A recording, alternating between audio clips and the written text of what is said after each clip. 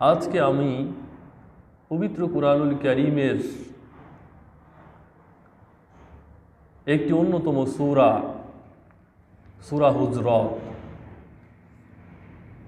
সূরা হুজরাতের কিছু আয়াত নিয়ে আমি আজকে কথা বলবো।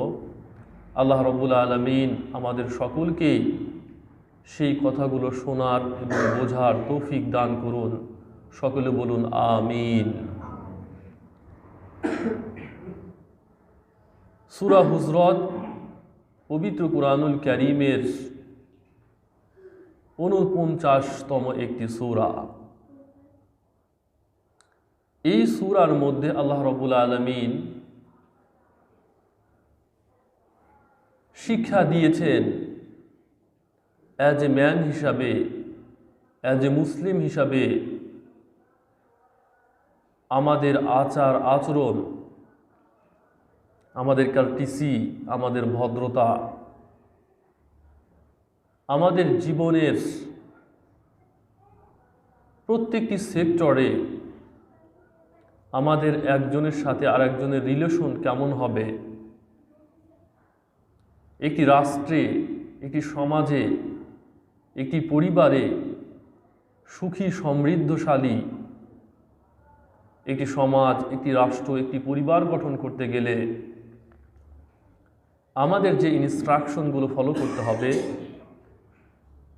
আমাদের জীবনের যে বিষয়গুলো শিক্ষা নিতে হবে, আল্লাহ রাব্বুল আলামিন পবিত্র কুরআনুল কারীমের এই সূরাটিতে খুব সুন্দর করে সেই বিষয়গুলো আলোচনা করেছেন। আল্লাহ রাব্বুল আলামিন বিসমিল্লাহির রহমানির রহিম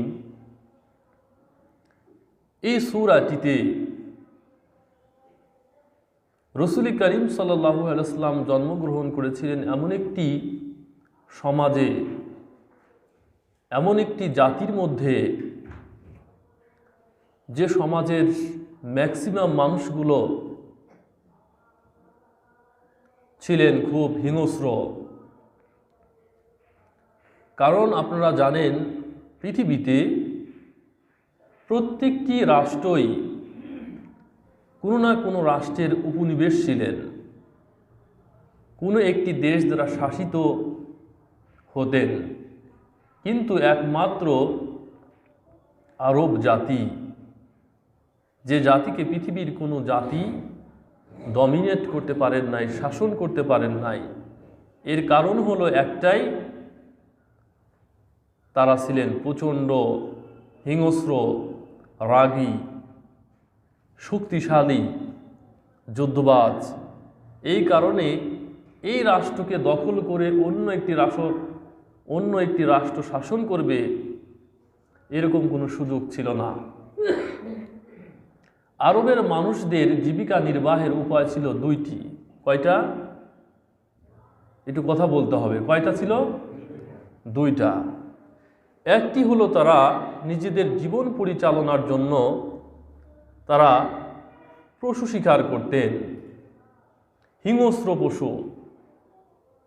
আপনারা জানেন এই মানব সভ্যতা একসময় প্রকৃতির সাথে স্ট্রাগল করে এরা নিজেদের জীবন পরিচালনা করতেন। ঠিক আরবের মানুষেরা নিজেদের জীবনের পরিবার পরিচালনা করার জন্য জীবিকা নির্বাহের উপায় হিসাবে বেছে নিয়েছিলেন পশু শিকার করা। অস্ত্র দিয়ে তারা অস্ত্র বানাতেন, সেই অস্ত্র দিয়ে তারা বাঘকে শিকার করতেন, তারা হরিণ শিকার করতেন, হিংস্র প্রাণীগুলোকে তারা আক্রমণ করে মেরে ফেলতেন। আর দ্বিতীয় আরেকটি বিষয় তাদের প্রফেশন ছিল, তারা ডাকাতি করতেন। কি করতেন? ডাকাতিরা খুব ভীতু হয় না সাহসী হয়? ডাকাতি করতেন। বিভিন্ন বাণিজ্যিক বিজনেস কাফেলা যখন আরবকে পার দিয়ে বিভিন্ন সিরিয়া, বিভিন্ন রাষ্ট্রে গমন করতেন, এই ব্যক্তিদের কাছ থেকে তারা জোর করে অস্ত্র দেখিয়ে, জীবনের ভয় দেখিয়ে তাদের যত সম্পদ ছিল এগুলো তারা হাইজ্যাক করতেন। আর এইটা দিয়ে তারা জীবন জীবিকা পরিচালনা করতেন। সো সেই জাতিটি কেমন হিংস্র, কেমন অসভ্য, কেমন সাহসী ছিল এবার একটু অনুমান করেন। এই জাতির মধ্যে বিশ্বনবী আসলেন। রাসূল করিম সাল্লাল্লাহু আলাইহি ওয়াসাল্লাম নবুয়াত পাওয়ার পরে ম্যাক্সিমাম মুফাসসির বলেছেন এই সূরাটি নাজিল হয়েছে মদিনাতে। মক্কা থেকে হিজরত করার পর মদিনাতে যখন আল্লাহর নবী নবুয়াত পাওয়ার পর মানুষদেরকে ইসলামের বিভিন্ন দীক্ষা দিচ্ছেন, ঠিক ওই সময়টিতেই এই কোরআনুল কারীমের এই সূরাটি নাজিল হয়েছে। আল্লাহ রাব্বুল আলামিন পবিত্র কোরআনুল কারীমের মধ্যে বলছেন, বিসমিল্লাহির রহমানির রহিম, ইয়া আইয়ুহাল্লাযীনা আমানু, হে ঈমানদারেরা, হে বিশ্বাসীরা, লা তুকদ্দিমু বাইনা ইয়াদা ইল্লাহি ওয়া রাসূলিহি, লা তুকদ্দিমু, তোমরা অগ্রসর হয়েও না, তোমরা তার সামনে অগ্রসর হয়েও না। কার সামনে? আল্লাহ এবং রসুলের, আল্লাহর রসুলের সামনে তোমরা অগ্রসর হয়েও না। ওয়াত্তাকুল্লাহ, আল্লাহকে ভয় করো। ইন্নাল্লাহা সামিউন আলিম, নিশ্চয় আল্লাহ প্রত্যেকটি বিষয় সম্পর্কে জানেন। দ্বিতীয় নম্বর আয়াতে আল্লাহ পাক বললেন, ইয়া আইয়ুহাল্লাযীনা আমানু, হে ঈমানদার গণেরা, লা তারফাউ আসওয়াতাকুম, তোমাদের কণ্ঠস্বর, তোমাদের কণ্ঠের আওয়াজকে তোমরা নিচু করো, সাইলেন্ট করো। ফাওকা সাউতিন নবী, তোমাদের নবীর কণ্ঠস্বরের চেয়ে। তোমাদের নবী যিনি বিশ্বনবী মুহাম্মদ সাল্লাল্লাহু আলাইহি ওয়াসাল্লাম, তার কণ্ঠের যে আওয়াজ, তার চেয়ে তোমাদের কণ্ঠের আওয়াজকে কি করো? নিচু করো, সাইলেন্ট করো। ওয়ালা তাজহারু, ওয়ালা তাজহারু লাহু বিল কওলি কাজ্জাহরি, যেমন তোমরা তোমাদের পারস্পরিক কথাবার্তার সময় যেরকম আওয়াজ করে থাকো, বা'দিকুম লিবা'দ, তোমরা একজন আরেকজনের কথা বলার ক্ষেত্রে তোমরা পারস্পরিক যেমন কথা বলে থাকো, ঠিক আমার রসুলের সাথে কথা বলার সময় তিনি যে বয়সে কথা বলেন, তার চাইতে তোমার কণ্ঠস্বর যেন বেড়ে না যায়, উঁচু না হয়ে যায়, একটু তার চেয়ে নিচু করে কথা বলো। যদি না বলো তাহলে কি হবে? আং তাহবাতা আমালুকুম ওয়া আনতুম লা তাশউরুন, আং তাহবাতা আমালুকুম, তোমাদের আমল সমূহ, তোমরা যে নেক কাজ করো, ভালো কাজ করো, এই ভালো কাজ আমল তোমাদের নষ্ট হয়ে যাবে। লা তাশউরুন, তোমরা অনুধাবন করতে পারবে না, বুঝতে পারবে না। তোমাদের অজান্তেই তোমরা যে ভালো কাজ করছো, নেক কাজ করছো, আমার রাসূলের কণ্ঠের আওয়াজের চেয়ে তোমাদের কণ্ঠের আওয়াজ যদি উঁচু হয়ে যায়, আমি আল্লাহ এটাকে কখনো বরদাস্ত করতে পারি না। এটাকে আমি ধৃষ্টতা, বেয়াদবি মনে করি। এই জন্য তোমাদের আমল আমার কাছে গ্রহণযোগ্য হবে না, নষ্ট হয়ে যাবে। অথচ তোমরা সেটা উপলব্ধিও করতে পারো না। তোমরা জানো না যে ঠিক এরকম একটি অ্যাটিটিউড করার কারণে আমার সব আমল আল্লাহর কাছে নষ্ট হয়ে গেছে, আল্লাহর কাছে গ্রহণযোগ্যতা রাখে না, এটা তোমরা জানতেও পারবে না। কে বলছেন? আল্লাহ সুবহানাহু ওয়া তাআলা। পরবর্তী আয়াতে আল্লাহ পাক বললেন, ইন্নাল্লাযীনা ইয়াগুদ্দুনা আসওয়াতাহুম, নিশ্চয় যারা ইয়াগুদ্দুনা আসওয়াতাহুম, তাদের কণ্ঠস্বরকে নিচু করে, যারা আল্লাহর রসুলের সামনে গিয়ে তাদের কণ্ঠস্বর, কণ্ঠের আওয়াজকে আল্লাহর রসুলের চেয়ে নিচু করে, ইনদা রসুলিল্লাহি, আল্লাহর রসুলের কাছে গিয়ে বা সামনে, উলাইকাল্লাযীনা ইমতাহানাল্লাহ, আল্লাহ তাদের অন্তরকে পরীক্ষা করে নিয়েছেন, যাচাই করে নিয়েছেন। কিসের জন্য? লিতাকওয়া, তাকওয়ার জন্য। জোরে কোন সুবহানাল্লাহ। আল্লাহ পাক বলছেন, যারা আমার রসুলের সামনে গিয়ে তার কণ্ঠের আওয়াজের চেয়ে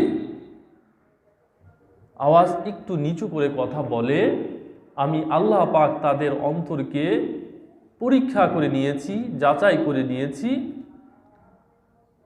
তাকওয়ার জন্য। তারা হলো সত্যিকার অর্থে আমি আল্লাহ রাব্বুল আলামিনকে ভয় করে। লাহুম মাগফিরাতু ওয়া আজরুন আযীম, আর তাদের জন্য আল্লাহর পক্ষ থেকে রয়েছে ক্ষমা এবং বড় ধরনের পুরস্কার। জোরে কোন সুবহানাল্লাহ। নেক্সট আয়াতে আল্লাহ পাক বলছেন, ইন্নাল্লাযীনা, নিশ্চয় যারা, ইউনাদুনাকা, যারা আপনাকে ডাকাডাকি করে, মিন ওরাইল হুজরাত, আপনার ঘরের বাইরে থেকে, আকসারুহুম লা ইয়াকিলুন, যারা আপনার ঘরের বাইরে থেকে আপনাকে ডাকাডাকি করে, এই ব্যক্তিরা আকসারিহুম লা ইয়াকিলুন, অধিকাংশ নির্বোধ, বোকা। পবিত্র কুরআনুল কারীমের এই আয়াতটি নাজিল হয়েছে, সেই প্রেক্ষাপট নিয়ে আমি কথা বলবো। আমি আগে সরল অনুবাদগুলো আপনাদের সাথে শেয়ার করছি।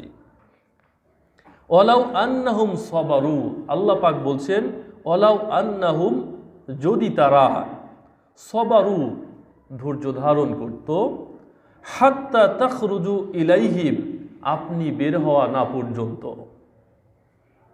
লাকানা খায়রুল লাহুম আল্লাহু গফুরুর রহিম, তাহলে তাদের জন্য কল্যাণ হতো, আর আল্লাহ পাক তো ক্ষমাশীল।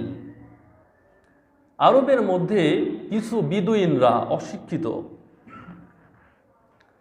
এরা মাঝে মধ্যেই রসুল করিম সাল্লাল্লাহু আলাইহি ওয়াসাল্লামের সাথে দেখা করার জন্য আসতেন। একবার কয়েকজন বিদুইন একত্রিত হয়ে আল্লাহ রসুলের সাথে দেখা করার জন্য আসছেন। এই দেখা করার সময় আসার পরে তারা আল্লাহ রসুল, হুজরা, হুজরা শব্দের অর্থ ঘর, আল্লাহ রসুল তার পরিবার পরিজনের সাথে, স্ত্রীদের সাথে তিনি ঘরের মধ্যে বিশ্রাম নিচ্ছিলেন। এই বিদুইনরা বাইরের থেকে উচ্চ আওয়াজে বলছেন, এ মুহাম্মদ, এ মুহাম্মদ, এই ধরনের ভাবে ডাকাডাকি করছেন, আমরা অনেক সময় যেরকম করে থাকি। আল্লাহ পাক এটা তার পছন্দ হলেন না। বিশ্ব নবীর সাথে যে কার্টিসি, যে ভদ্রতা শিক্ষা দেওয়ার জন্য একজন মানুষ, একে তো বিশ্ব নবী, তারপরে অ্যাজ এ লিডার অফ পুরা মুসলিম উম্মাহ, as a president of Medina, একটি ইসলামিক স্টেট, একটি রাষ্ট্রের প্রেসিডেন্ট, তারপরে বিশ্ব নবী হচ্ছেন একজন প্রফেট গোটা পৃথিবীর। তার সাথে একজন মানুষের বিহেভটা, আচরণ কেমন হবে, কার্টিসি কেমন হবে, সেটিকে শিক্ষা দেওয়ার জন্য আল্লাহ রাব্বুল আলামিন কোরআনুল কারীমের মধ্যে এই ভার্স, আয়াতগুলো নাজিল করেছেন। আল্লাহ রাব্বুল আলামিন মানুষকে বোঝালেন যে যে নির্বোধেরা আপনাকে বাইরে থেকে ডাকাডাকি করছে, এরা হচ্ছে নির্বোধ, বোকা।